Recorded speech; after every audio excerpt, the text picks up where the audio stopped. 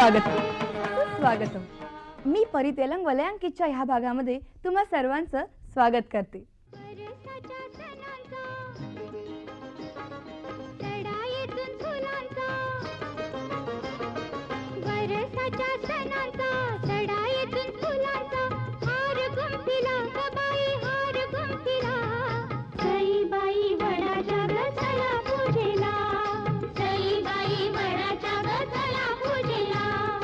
मंडळी, गाजर का हलवा, मुली के पराठे आणि शिवणाचं मशीन, हिंदी चित्रपटातल्या हिरोच्या आईची आठवण झाली असेल, बरोबर?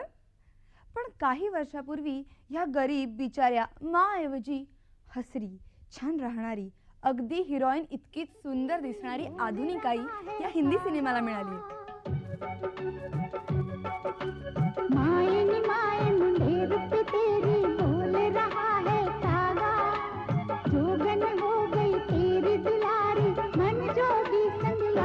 काय मग करायची का सुरुवात या ग्लॅमरस मॉम बरोबरच्या गप्पांना?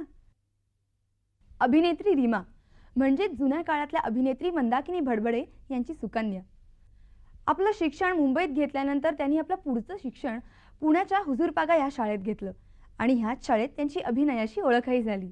माझा आवाज बहुतेक बाईंना आमच्या आवडला असणार, त्यामुळे त्यांनी मला काही धडे वाचायला दिले होते आणि मग आवाज म्हणा किंवा वाचण्याची पद्धत म्हणा, मग त्यांनी माझं नाव वक्तृत्व स्पर्धेत सुचवलं. मग तिथे एक नवीन कॉन्सेप्ट मी पहिल्यांदा पाहिला की त्याच्यामुळे मला खूप म्हणजे मी म्हणेन की टर्निंग पॉइंट होता तो, की जेवढी त्यावेळेची जी गाजलेली नाटकं होती, हिमालयाची सावली किंवा नटसम्राट किंवा बॅरिस्टर, अशी नाटकं आम्ही नाट्य वाचनाला सिलेक्ट करायचो. वाचनावर भर दिला गेला, आवाजाचं जे मॉड्युलेशन करायला लागतं त्याच्यावर भर दिला गेला की आवाज कसे बदलायचे असतात, नंतर प्रोनाउन्सिएशन, उच्चार कसे स्पष्ट पाहिजेत. लिसन एव्हरीबडी, देशभक्त जोशी आज प्राणांतिक उपोषण करणार आहेत. आत्ताच एक्सप्रेस मध्ये पत्र आलंय त्यांचं. उपोषण? ते कशासाठी? सीमा प्रश्न तातडीने सोडवण्यात यावा म्हणून. शाळा संपल्यावर रीमाजी मुंबईत आल्या आणि अगदी बिझी होऊन गेल्या.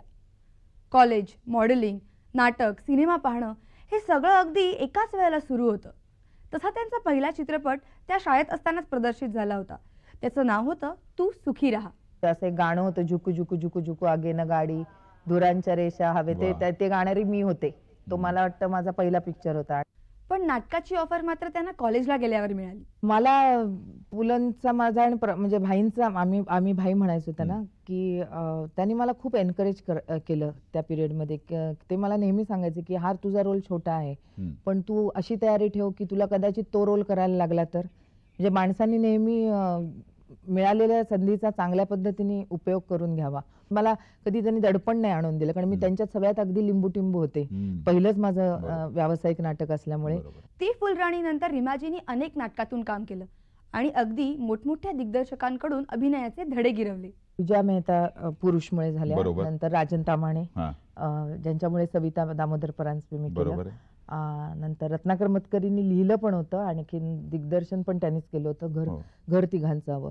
ही माझ्या नाटकाच्या कारकिर्दीतली 3 माझे टर्निंग पॉइंट्स आहे की ज्याच्यामुळे लोक मला अभिनेत्री म्हणून माझा विचार करायला लागले. रसिका हो असं म्हणतात की ज्याने मराठी रंगभूमीवर काम केलंय तो इतर कुठल्याही माध्यमात काम करू शकतो, इतका परफेक्ट तो होतो. रीमाजींचंही तसंच झालं. रंगभूमीवर बस्तान बसवल्यानंतर त्यांनी आपला मोहरा चित्रपट सृष्टीकडे वळवला आणि कलियुग, सिंहासन असे काही हिंदी चित्रपट केले. बऱ्याच जणांना असं वाटतं की रीमाजींनी फारसे काही मराठी चित्रपट केलेले नाहीत, पण ते काही खरं नाही बरं का. आंतरपाठ केलाय, हा अरे संसार संसार केलाय, जीवलगा केलाय, नंतर घराबाहेर केलाय, आपली माणसं केली, बिंदास केलाय.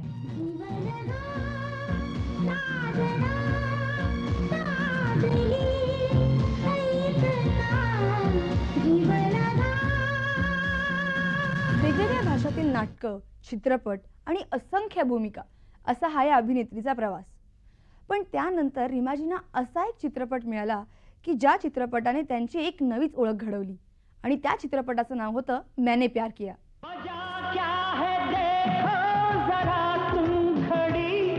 गुजर जाए ना प्रेम की ये घड़ी. ही घाऱ्या डोळ्यांची सुंदर हसरी आई प्रेक्षकांना एकदम आवडली. ह्या आईनंतर बॉलिवूडमधल्या आईचं रूपच पार पालटलं. मैंने प्यार किया नंतर निदान, वास्तव ह्या चित्रपटांबरोबरच हम साथ साथ है, कुछ कुछ होता है, हम आपके है कौन, जिस देश में गंगा रहता है अशा अनेक चित्रपटातून रिमाजींनी काम केलं. वास्तव केला त्यावेळेला मला खूप मजा आली. किंवा हम आपके है कौन, ते एंटायर युनिट जे आमचं होतं त्याच्यात काम करताना खूप असं फॅमिली सारखं आमचं सगळ्यांचं झालं होतं रिलेशन. त्यामुळे आम्ही असं वाटतच नव्हतं की आम्ही फिल्ममध्ये काम करायला आलोय, घरचंच फंक्शन आहे असं सगळ्यांना वाटत होतं. मंडळी, भूमिका कोणतीही असो, रिमाजी त्यावर आपला ठसा नक्कीच उमटवतात. जशी ही आईची भूमिका तशीच तू तू मैमे मधली सासूमाची भूमिका. खोडकर, खटाळ सासू आणि तिची नाठाळ सून राधा यांची जुगलबंदी घराघरात सगळ्यांनाच पसंत पडली.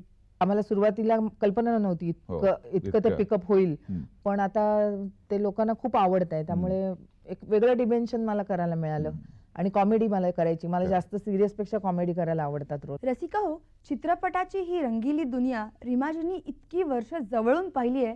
साहजिकच आहे, ह्या क्षेत्रातल्या नवख्या कलावंतांना त्यांना आपले अनुभवाचे बोल सांगायचे आहेत. यश आणि अपयश हे आता तुम्ही लक्षात घेऊच नका. तुम्हाला जर इथे काही चांगलं कार्य करायचं असेल तर त्याच्यासाठी भरपूर पेशन्स पाहिजे तुम्हाला, आणि त्यासाठी लागणारी मेहनत पाहिजे. डिसअपॉइंटमेंट किंवा फ्रस्ट्रेशन हे शब्द डिक्शनरीतनं एकदम बाहेर फेकून द्यायला पाहिजे. त्या दिवशी तुम्ही अनायसे आमच्या गावी आला होता. आपली ओळख असती ना तर मी नक्की नेलं असतं आमच्या घरी तुम्हाला. घरी ना? तुम्ही बोलवाल तर येऊ ना घरी. आता आपली ओळख चांगली झालीच आहे. मला वाटलं त्या दिवशी मी तुमच्या हाताला चावले ना, त्याचा कदाचित राग आला असेल तुम्हाला. छे छे, ते कधीच विसरलो सुद्धा मी. तर मंडळी, बॉलिवूडमध्ये नवं पर्व सुरू करणाऱ्या ह्या अशा रिमाजी. कसदार अभिनय आणि अप्रतिम सौंदर्य ह्यांच्या जोरावर रिमाजींनी तुमच्या आमच्या पसंतीची पावती केव्हाच मिळवली आहे, नाही का? पण मंडळी, आता आपल्या कार्यक्रमाची वेळ मात्र संपत आली आहे. तेव्हा पुन्हा पुढच्या भागामध्ये आणखी एका नव्या कलावंताबरोबर बातचीत करायला पाहायला विसरू नका वलयांकित. तोपर्यंत